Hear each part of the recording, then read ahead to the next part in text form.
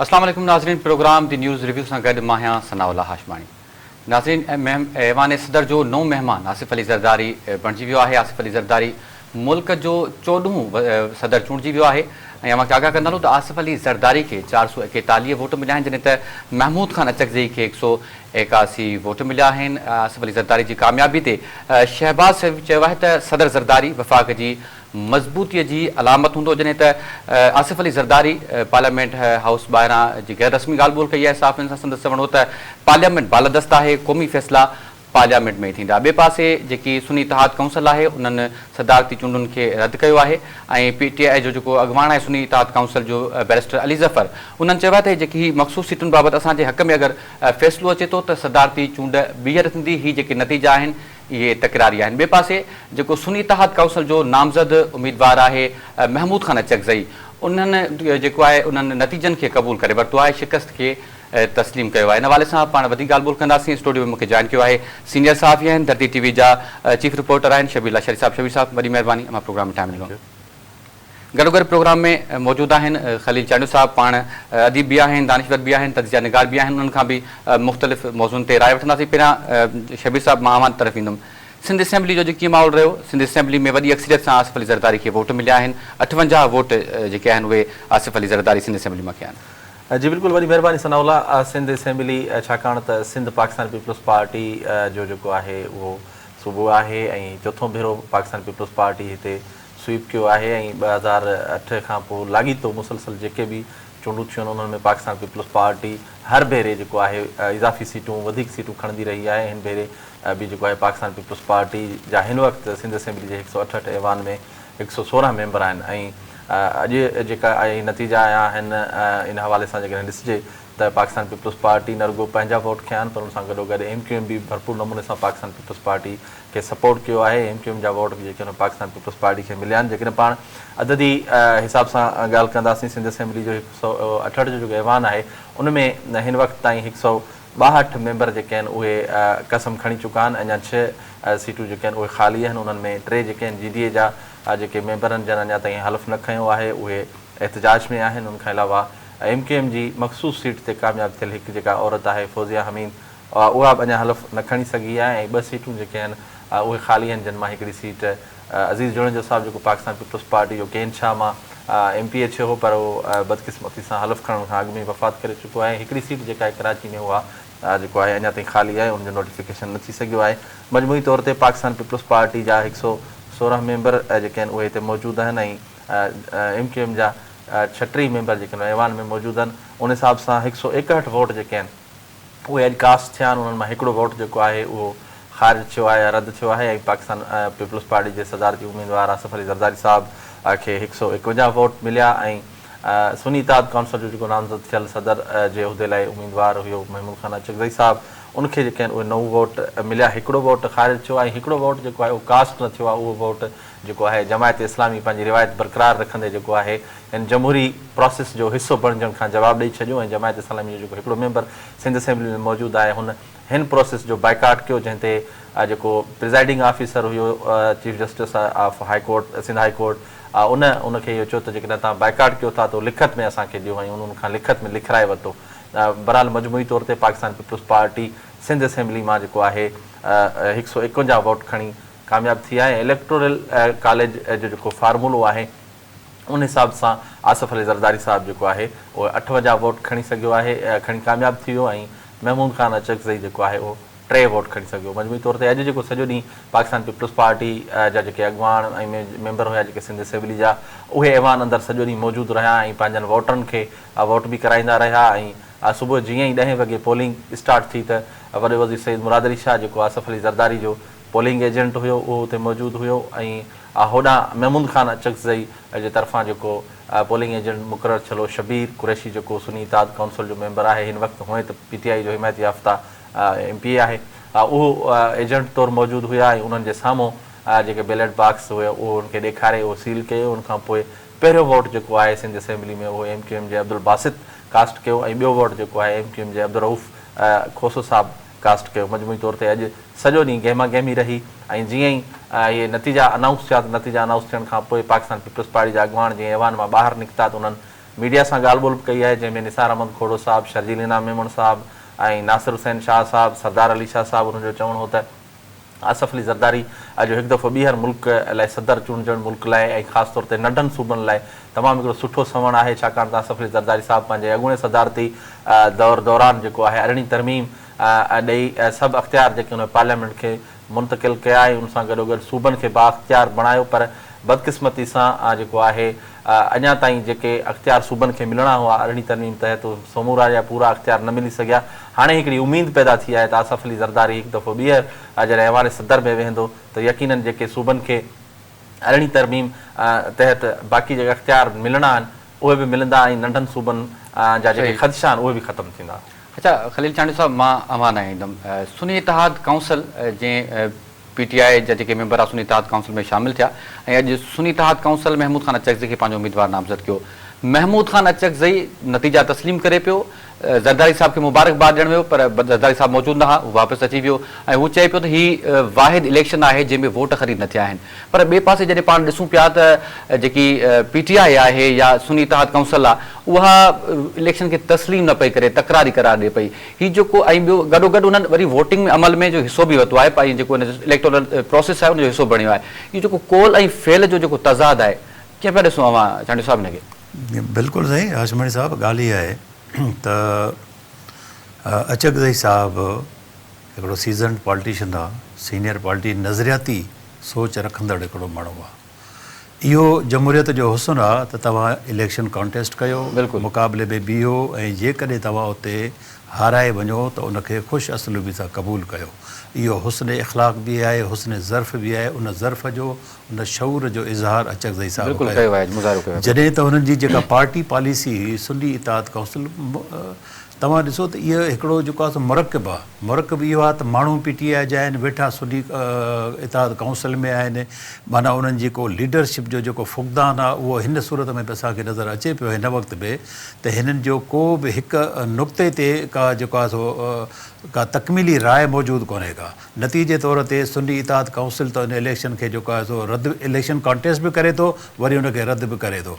जॾहिं त उन्हनि जंहिंखे पंहिंजो चीफ मुक़ररु कयो आहे, जंहिंखे पंहिंजो सदारती उम्मीदवार नामज़द कयो आहे, त उहो उनखे क़बूल बि करे थो ऐं खटींदड़ उम्मीदवार खे मुबारकबाद बि ॾिए थो।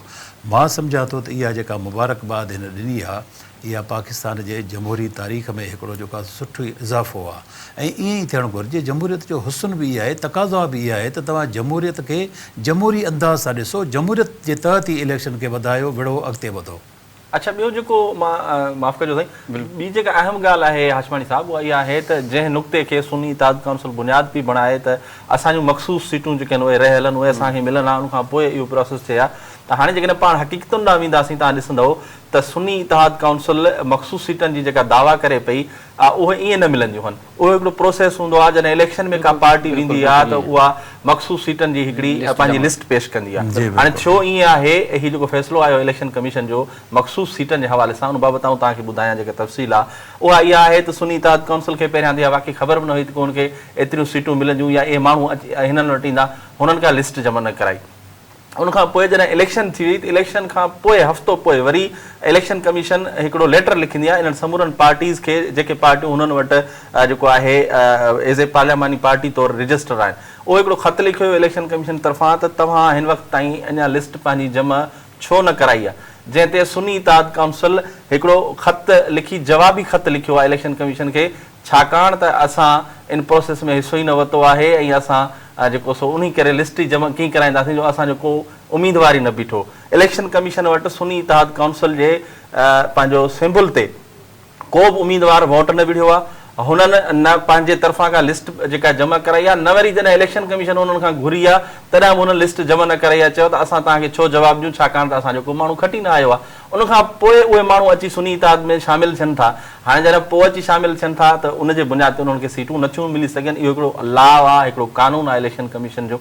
उन तहत इलेक्शन कमीशन इहो फ़ैसिलो कयो आहे त इहे मख़सूस सीटूं सुन्नी इतिहाद काउंसिल खे नथियूं मिली सघनि। अच्छा, सही। गॾोगॾु हिकिड़ी शबीर अहम पॉइंट इहा बि आहे त पाण ॾिठो त MQM पाकिस्तान कुझु ॾींहं अॻु नून लीग सां हिकिड़ो आइनी तरमीम जे लाइ मुआहिदो कयो। उन मुआहिदे में हुननि इहो मुतालबो कयो त जेको आर्टिकल आहे 140 ए उन में तरमीम थींदी ऐं जेके NFC जा पैसा आहिनि उहे डायरेक्ट जेके मकानी चूंडूं मकानी इदारनि खे मिलंदा उहे सूबे खे न मिलंदा, उन जे हवाले सां उन्हनि जो हिकिड़ो लिखत में मुआहिदो थियो आहे। हाणे आसिफ़ अली ज़रदारी जेको 18 तरमीम जो बानी आहे उहो हिन वक़्तु सदर थी वियो आहे, ऐवान सदर में वेठो आहे।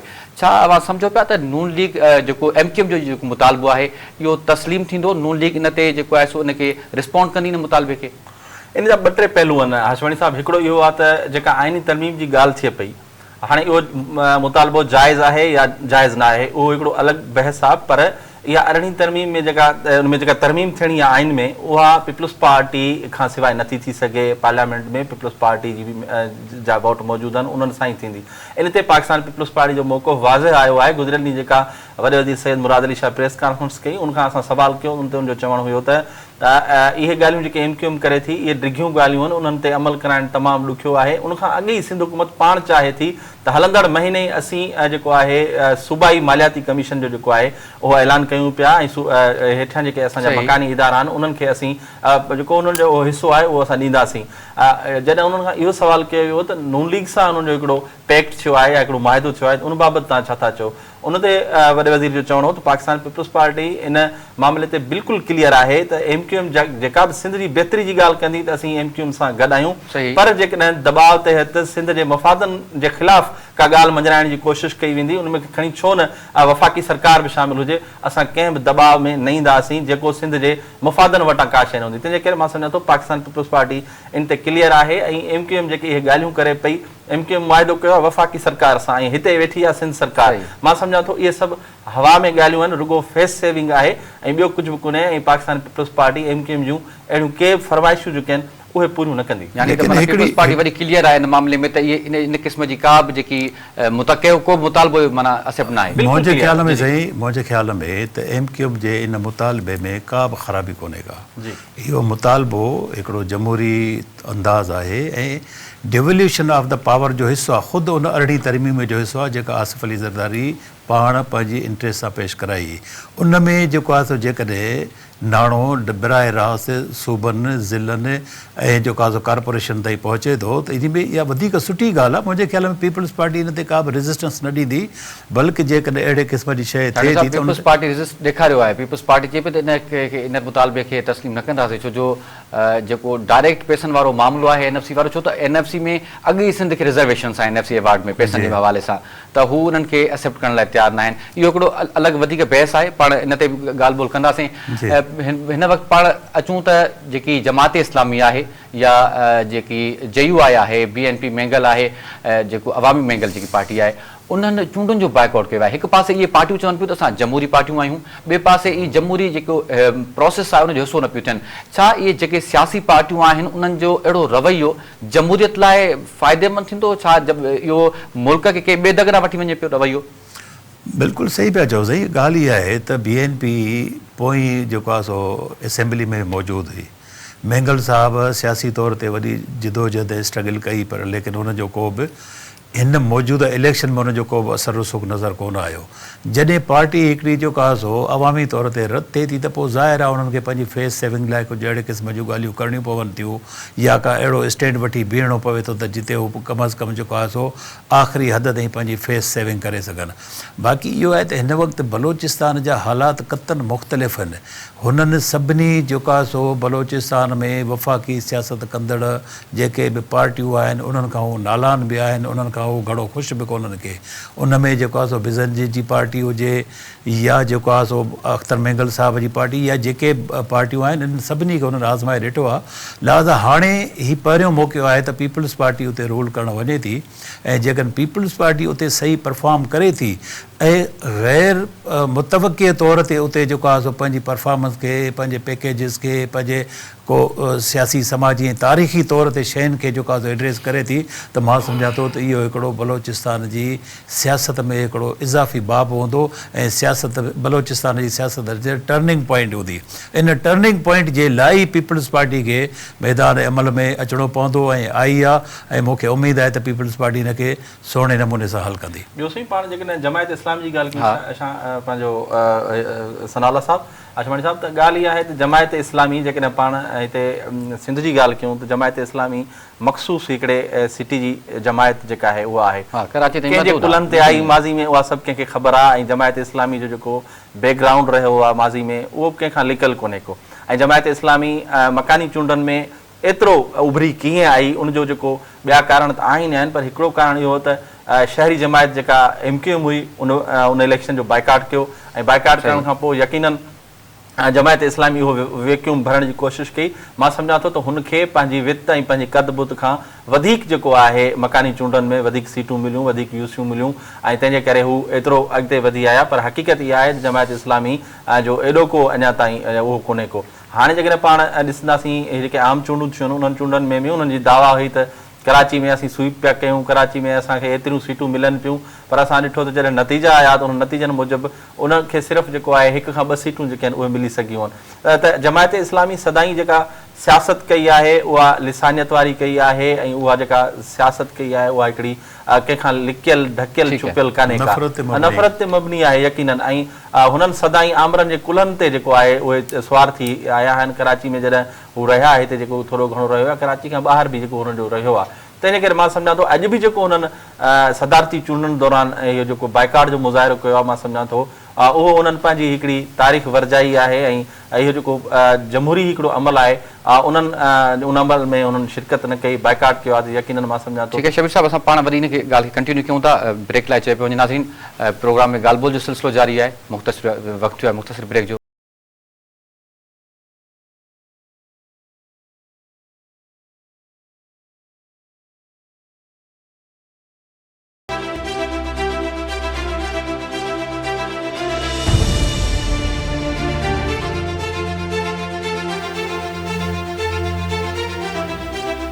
नाज़रीन, प्रोग्राम में एक भेरो ॿीहर अव्हांखे भलीकार। ब्रेक खां पहिरियां पाण ॻाल्हि ॿोल कईसीं पे पॉलिटिकल पार्टीज़ जे रवैये जे हवाले सां।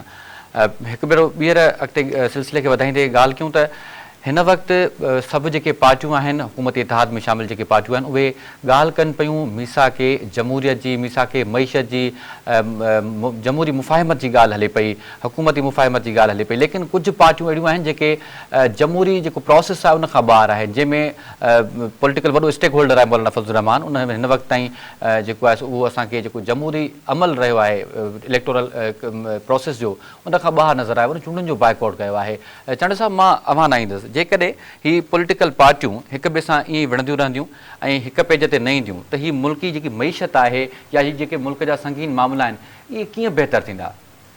सही, ही जेको फज़लुर रहमान साहब जो जेको मौजूदु आहे हिन वक़्तु सियासी जेका शुरूआति कई आहे कन्फ्लिक्ट वारी सियासत, मां सम्झां थो त इहा कंहिं बि रीति जेको आहे सो मुल्की मईशत जे लाइ ऐं मुल्की जमहूरियत जे लाइ सुठो सवण कोन्हे को।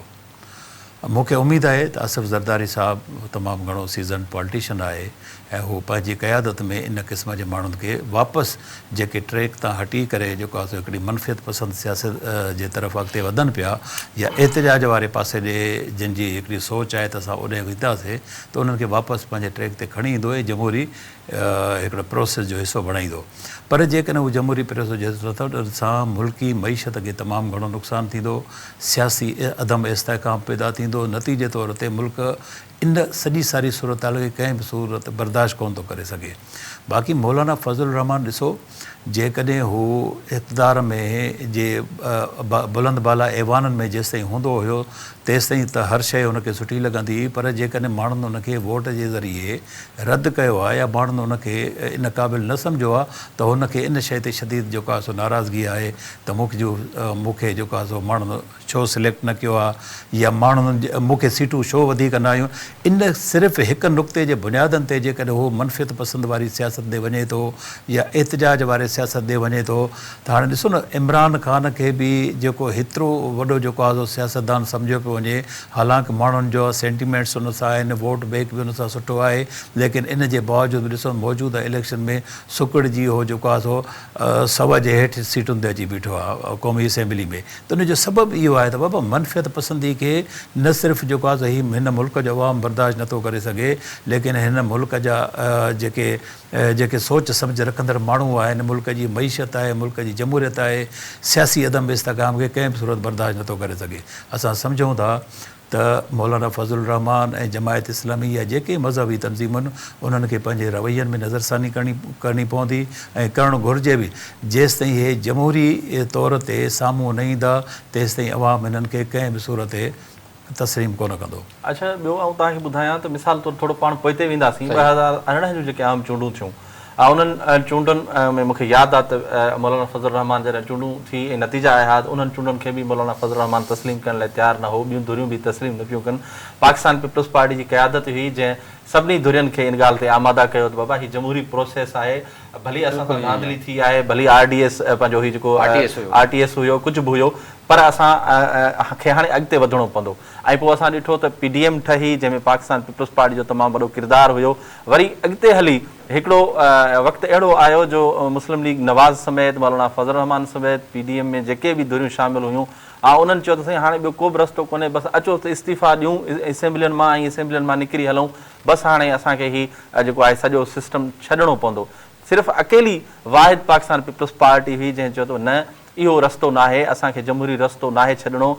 जेकॾहिं असांखे कुझु करिणो बि आहे त उहो पार्लियामेंट जे अंदरि वेही असीं कंदासीं। ऐं पोइ असां ॾिठो त पाकिस्तान पीपल्स पार्टी PDM खां धार थी, पर हुनजो जेको मौक़ुफ़ हो उन मौक़ुफ़ ते अटल रही ऐं अॻिते हली वरी सभई धुरियूं पाकिस्तान पीपल्स पार्टी जे उन मौक़ुफ़ सां सहमत थियूं ऐं हिकु दफ़ो ॿीहर जेको आहे उहो पार्लियामेंट जे अंदरि सभिनी धुरियुनि बेतमादी रिथ आंदी, आइनी तरीक़े सां, आइनी प्रोसेस सां जेको आहे वज़ीर आज़म खे हटायो वियो, बेतमादी रिथ कामयाबु थी ऐं PDM जी जेका आहे उहा हुकूमत ठही। यानी पाकिस्तान पीपल्स पार्टी इहो साबित करे ॾेखारियो सभिनी धुरियुनि खे जेके उन वक़्तु इंतिहा ते पहुतल हुयूं त असांखे असेंबलियुनि मां ॿाहिरि निकिरणु घुरिजे, हाणे हिननि असेंबलियुनि में वेहणु फज़ूल आहे।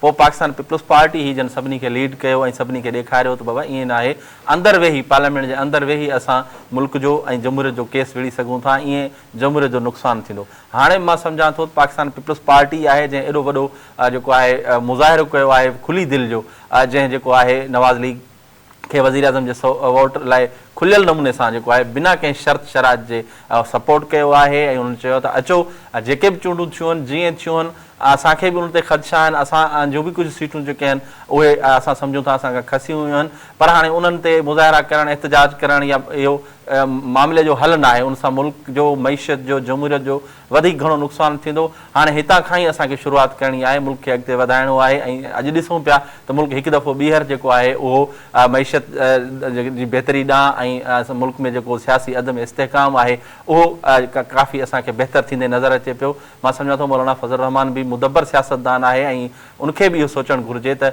ईअं मुल्क न हलंदो, जेकॾहिं मुल्क जा असीं ख़ैर ख़्वाह आहियूं त असांखे जमहूरी रस्तो जेको आहे उहो अपनाइणो। अच्छा शबीर, जेको आहे सो अॼु नून लीग जो हिकिड़ो इजलास थियो आहे, उन में नवाज़ शरीफ़ साहिबु चयो आहे त ज़रदारी साहिबु हलफ़ खणी वठनि, उन्हनि खे हिकु भेरो ॿीहर रिक्वेस्ट कंदासीं त वफ़ाक़ी काबीना जो हिसो बणजनि।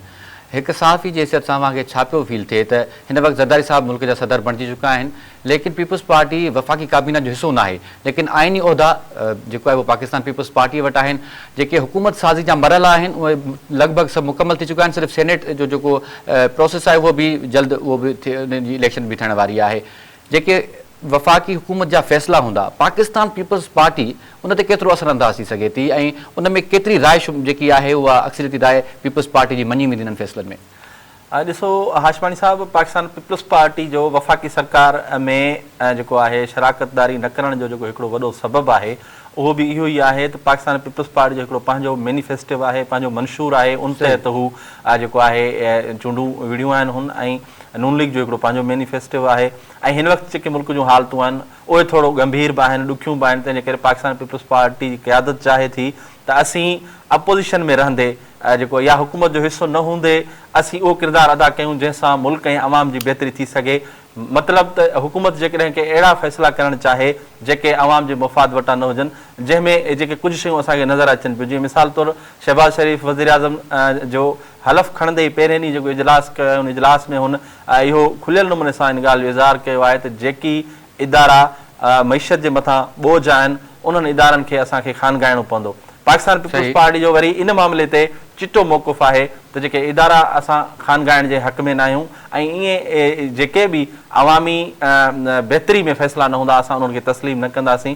पर बहरहाल मूंखे जेको लॻे थो हिन वक़्त ताईं जेका वफ़ाक़ी काबीना न ठही आहे उनजो जेको असुलु कारण इहो आहे त नवाज़ लीग चाहे थी त पाकिस्तान पीपल्स पार्टी बि जेको आहे शमूलियत करे उन वफ़ाक़ी सरकार जे प्रोसेस में कुझु जेके आहिनि उहे खाता वठे, कुझु वज़ीर उन्हनि जा हुजनि।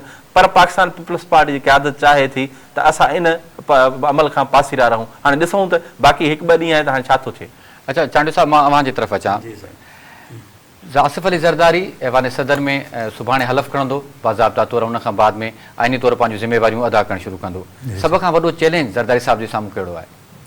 ॾिसो साईं, सभ खां पहिरियों जेको अदा शबीर ॻाल्हि कई त पीपल्स पार्टी कैबिनेट में शामिल न थींदी, मां थोरो हिन ॻाल्हि सां सहमत। सही, पीपल्स पार्टी वफ़ाक़ी हुकूमत में शामिल थींदी, वफ़ाक़ी वज़ारतूं बि वठंदी, बिलख़ुसूस वज़ारत ख़ारजा ऐं वज़ारत ख़ज़ाना लाज़मी तौर ते उहे अंडरटेक कंदा, उनखे ॾिसंदा। छो त मुल्क जी मईशत खे सहारो ॾियण जे लाइ लाज़िम आहे त इहे जेके वज़ारतूं आहिनि इहे मुस्तहकम हथनि में हुजनि, जंहिंजा इंटरनेशनल तालुकात बि हुजनि। इंटरनेशनली मुल्क जी इन मईशत खे बहाल करण में जीअं इदारती तौर ते उहा ताक़त उन्हनि वटि मौजूदु हुजे। नंबर ॿी ॻाल्हि ते ज़रदारी साहिब जे लाइ सभ खां वॾो जेको चैलेंज वारो तव्हांजो सुवालु आहे, चैलेंजिस त तमामु घणा आहिनि मुल्क जे अंदरि। मुल्क सियासी अदम इस्तेहकाम, इख़लाक़ी अदम इस्तेहकाम, समाजी तौर ते ॾेवालपण जो शिकार आहे ऐं को बि जेको आहे सो रूल ऑफ लॉ माना वाज़े तौर ते मुकमिल तौर ते ईअं नज़र कोन थो अचे जीअं दुनिया जे ॿियनि जेको आहे तरक़ी पज़ीर मुल्कनि में या तरक़ी याफ़्ता मुल्कनि में हूंदो आहे। असां वटि इन क़िस्म जो को बि आला मिसाल कोन्हे को। ज़रदारी साहिब जे लाइ चैलेंजिस इहे आहिनि त उहो घटि में घटि जेको आहे मुल्क में अंदरि क़ानूनी बालादस्ती, उहा अहिड़ी बालादस्ती जेका रोडनि रस्तनि घरनि चौराहनि ते नज़र अचे, उन जी इम्प्लीमेंटेशन लाइ, उन जी अमल दरामद जे लाइ जेको आहे सो ज़ाती तौर ते कोशिशूं वठे ऐं मुल्क जे सियासी तौर ते अञा इन में जेके वधीक जेके पेचीदगियूं हिन मौजूदा पोयनि 8-10 सालनि में ज़ाहिर थियूं आहिनि, उन्हनि पेचीदगियुनि खे ख़तमु करण जे लाइ जेको आहे सो अरिड़हीं तरमीम जी अहिड़ी का अमेंडमेंट खणी अचनि जिन सां जेको आहे मुल्क जो इहो सियासी जेको इलेक्टोरल प्रोसेस आहे इहो वधीक मज़बूत थिए, जीअं ॿियूं सभु रस्ता ऐं गुंजाइशूं या मार्शल जूं सभु गुंजाइशूं बंदि थी वञनि। इन खां अलावा सभ खां वॾो जेको ज़रदारी साहिब लाइ चैलेंज आहे उहो मुआशी चैलेंज आहे। ज़रदारी साहिब जी हुकूमत माना त हिन वक़्तु हीअ जेको आहे कोलिशन गवर्नमेंट तव्हां चओ न, कंहिं बि सूरत में तव्हां केॾियूं बि ॻाल्हियूं कयो पर इन जी जेका ज़ाहिरी सूरत आहे इहा हिन जी कोलिशन गवर्नमेंट जी आहे। इन कोलिशन गवर्नमेंट में सभिनी ते बराबरि जी रिस्पॉन्सिबिलिटी ज़िम्मेवारी आहे थिए थी त उहे हिन मुल्क खे हीउ जेको मुल्क जंहिं हुन ते में फासी वियो आहे, जंहिं चकर में फासी वियो आहे, जंहिं मुआशी बहिरान में फाथल आहे, त उन मुआशी बहिरान में निकिरण लाइ सभु गॾियल तौर ते हिकमत मिली जोड़नि ऐं इन जे लाइ पार्लियामेंटी बेस्ड जेको आहे सो रस्तो आहे त तव्हां पार्लियामेंट में डिसीशन वठो ऐं उन्हनि डिसीशन जी इम्प्लीमेंटेशन जे लाइ तव्हां पंहिंजो किरदारु अदा कयो। मां सम्झां थो त आसिफ ज़रदारी इन सॼी सारी सूरत हाल खे बहितर नमूने सां इन खे रिव्यू बि करे सघे थो, उन ते जेको आहे सो नज़रसानी बि करे सघे थो ऐं दुनिया जे ॿियनि मुल्कनि सां मिली करे मुल्की मईशत खे, मुल्क पाकिस्तान खे हिकु भेरो बहितरीनु इस्तेहकाम जे तरफ़ वठी वञी सघे थो। अच्छा शबीर, अवां बि सीनियर सहाफ़ी आहियो, अवां मुख़्तलिफ़ हुकूमतूं ईंदे ऐं वेंदे ॾिठियूं आहिनि। हिन वक़्तु मुल्क में मज़बूत सदर आसिफ अली ज़रदारी कंसिडर कयो वेंदो आहे ऐं मुफ़ाहिमत जो बादशाह आहे ऐं गॾोगॾु वज़ीर आज़म शहबाज़ शरीफ़ साहिबु आहे। वज़ीर शहबाज़ शरीफ़ खे जेके PDM हुकूमत जो तजुर्बो आहे 16 महीननि जो, इंतिहाई ॾुखियो दौरु गुज़रियो। उन में ॾुखिया उन्हनि खे फ़ैसिला करणा पिया, जेको आहे उहे ग़ैर मक़बूल फ़ैसिला करणा पिया, जंहिंजे करे उन्हनि खे वरी पंजाब में उनजो रिज़ल्ट बि नज़र आयो इलेक्शन जे दौरान। छा पिया सोचो हाणे जेके हुकूमत जूं जेके पाकिस्तान जूं 2 वॾियूं सियासी जमातूं आहिनि उहे 2 वॾनि आइनी उहिदनि ते आहिनि, हाणे अवाम खे रिलीफ मिलंदो? जेके मुआशी मसइला आहिनि, गुरबत, बेरोज़गारी, इहे मसइला कुझु हल थींदा, कुझु अवाम खे रिलीफ मिलंदो? ॾिसो हाशमानी साहिबु, मुल्क जा जेके मुआशी मसइला आहिनि उहे मुल्क जी जेका सियासी इस्तेहकाम या अदम इस्तेहकाम हूंदो आहे उन सां वाॻियल हूंदा आहिनि। बिल्कुलु, तंहिंजे करे इहो ज़रूरी हूंदो आहे जेकॾहिं मुल्क खे मुआशी तौर ते पंहिंजनि पेरनि ते बीहारणो आहे त मुल्क खे सियासी तौर ते बि जेको आहे मज़बूत करणो हूंदो आहे। इमरान ख़ान जो जेको फेल्योर हो उहो वॾे में वॾो फेल्योर हुयो त हुन कंहिं बि सियासी धुर खे पाण सां गॾाइण या गॾु हलाइण जी कोशिश ई न कई ऐं हुन सोलो फ्लाइट जी कोशिशि सदाईं हू कंदो रहियो ऐं सदाईं जेके मुखालिफ़ पार्टियूं हुयूं उन्हनि खां हुन इंतकाम वरितो ऐं सभिनी धुरियुनि खे धुरियुनि लाइ इहो ई हूंदो त मां सभिनी खे जेलनि में विझंदुसि ऐं असां ॾिठो त प्रैक्टिकली ज़रदारी साहिबु जेको आहे उनखे जेल में विधो वियो, आसिफ अली ज़रदारी जी भेण खे ईद जी राति फरियाल टालपुर साहिबा खे ईद जी राति जेको आहे जेल उमाणियो वियो। ईअं जेके ॿिया नून लीग जा अॻुवाण हुया, पाकिस्तान पीपल्स पार्टी जा ॿिया जेके अॻुवाण आहे, स्पीकर आकाश सिराज दुरानी 5 ई साल जेको आहे उहो जेल में रहियो ऐं उतां सिंध असेंबली जो इजलास हलाईंदो रहियो, जेल मां ईंदो उतां अची सिंध असेंबली जो इजलास हलाईंदो रहियो, माना हुन हद करे छॾी सियासी जेको हुन इंतकाम वरितो। पर उनजी भेट में ही जेके हिन वक़्तु पाकिस्तान पीपल्स पार्टी या नून लीग मेच्योर थी ज़ाहिर साम्हूं आया, नून लीग बि हाणे काफ़ी मेच्योर थी वई आहे। पीपल्स पार्टी जी क़यादत हुअं ई जेको आहे अॻे ई जेको आहे मुल्की मामलनि जो इदराक रखे थी ऐं आसिफ अली ज़रदारी त आहे मुफ़ाहमत जो बादशाह। त मां सम्झां थो त इहो जेको पासो आहे सियासी तौर ते मुल्क खे मज़बूत करण जो उहो त ज़रूरी आहे। आसिफ अली ज़रदारी उन ॾे यकीनन तवजह ॾींदो ऐं उहो हाणे काफ़ी बहितर थींदे नज़र ईंदो असांखे कुझु ॾींहंनि में। बाक़ी मुआशी तौर ते यकीनन कुझु मसइला आहिनि, छाकाणि त पोइ गवर्नमेंट तमामु घणा मसइला करे वई आहे ऐं पोयां जेके 5 साल 7 साल रहिया आहिनि उहे इंतिहाई ॾुखिया रहिया आहिनि ऐं उन्हनि खे सुलझाइण लाइ अञा वक़्तु लॻंदो। कुझु मां सम्झां थो पहिरियों जेको साल हूंदो उहो ॾाढो मुल्क लाइ ॾुखियो हूंदो मुआशी तौर ते, कुझु जेके आहिनि उहे ॾुखिया फ़ैसिला करणा पवंदा आहिनि हुकूमत खे। केतिरा इदारा मां सम्झां थो उहे असांखे थी सघे थो त उहे ख़ानगाहींदे नज़र अचनि या उहे विकिरो कया वञनि त जीअं हीउ मुल्क आहे जेको असांजो उहो पंहिंजनि पेरनि ते बीह सघे। उनखां पोइ आहिस्ते आहिस्ते हीउ जेको आहे उहा असांजी मईशत बहितर थी सघे थी, पर हाणे बहितरी जी उमेद ज़रूरु रखी सघिजे थी। अच्छा चांडी साहब, जेकॾहिं ॻाल्हि कजे अॻूणे सदर आरिफ अलवी जी, आरिफ अलवी गुज़िरियल ॾींहुं गार्ड ऑफ ऑनर पेश थियो, हलियो वियो घर, इन जो सियासी मुस्तक़बिल छा आहे? PTI बि जेके अॻुवाण आहिनि जेको उनजो मौक़ुफ़ आहे, शेर अफ़ज़ल मरवत जो मौक़ुफ़ ॿुधोसीं, हू चए पियो त जॾहिं असांखे आरिफ अलवी जी ज़रूरत हुई उहो असांजे कमु न आयो ऐं मुख़्तलिफ़ वक़्तनि ते PTI जा अॻुवाण आरिफ अलवी जी जेके सदर तौरु जेकी उनजी ज़िम्मेवारी या उनजो किरदारु रहियो उन ते तनक़ीद कंदा रहिया आहिनि। अव्हांखे छा पियो लॻे सियासी तौरु छा मुस्तक़बिल आहे? छा सियासत में आरिफ अलवी ईंदो या उनजो जेको टाइम लिमिट रही आहे, टाइम लाइन रही आहे सदारत जी, उन ते मां छा कमेंट? ॾिसो साईं हाशवाणी साहिबु, बुनियादी तौर ते बनफ़्से नफ़ीस आरिफ अलवी को सियासतदान कोन्हे को, ऐं न वरी हुनजो को सियासी हवालनि सां को कंट्रीब्यूशन किरदारु या को सियासी कारकुन रहियो हुजे ऐं उन ड्यू प्रोसेस मां गुज़री अचे हो सदारत। हीउ हिकिड़ो जेको आहे सो माण्हू हुयो, उनखे खणी जेको आहे हिकिड़ी कुर्सी ते विहारियो वियो। उनजो पंहिंजो ज़ाती तौर ते को बि विजन, का बि सोच न मुल्क जे लाइ, न मुल्क जे अवाम जे लाइ, न मुल्की मईशत लाइ, न को जमहूरियत लाइ हुनजो को बि नज़रियो या ज़ाती तौर ते हुनजो को पैगाम या सोच कोन्हे को। हू हिकिड़ो शख़्स हुयो, उन शख़्स खे इमरान ख़ान खणी अची जेको आहे सो विहारियो, हिकिड़े स्टैम्प करे ऐं उहो स्टैम्पिंग कंदो रहियो, एतिरे क़दुरु स्टैम्पिंग कंदो रहियो जो आख़िरी हद ताईं बि जेको आहे सो हीउ हाणे जेके सदारती इलेक्शन थियनि पिया उन में बि हुननि जेको आहे सो असेंबली सेशन्स कॉल न कयूं। त इन मां साबित थिए थो त हुन शख़्स जो को बि जेको आहे सो विज़नरी माण्हू आहे कोन, विजन हुनजो आहे कोन। उनजे करे असां सम्झूं था त हिन शख़्स जो को बि मुस्तक़बिल कोन्हे, मां सवाइ इन जे त वरी कॾहिं को अहिड़ी को जेको आहे सो करामत थी वञे ऐं हिनखे खणी रबड़ जे स्टैम्प जे तौर ते विहारियो वञे। ठीकु आहे चंडी साहब, वॾी महिरबानी अव्हांजी। अव्हां प्रोग्राम में वक़्तु शबीर आशरी साहब, अव्हांजी वॾी महिरबानी। अव्हां प्रोग्राम में वक़्तु नाज़रीन प्रोग्राम जो वक़्तु पुॼाणी ते पहुतो, ॾींदा इजाज़त, अल्लाह ने के बाद।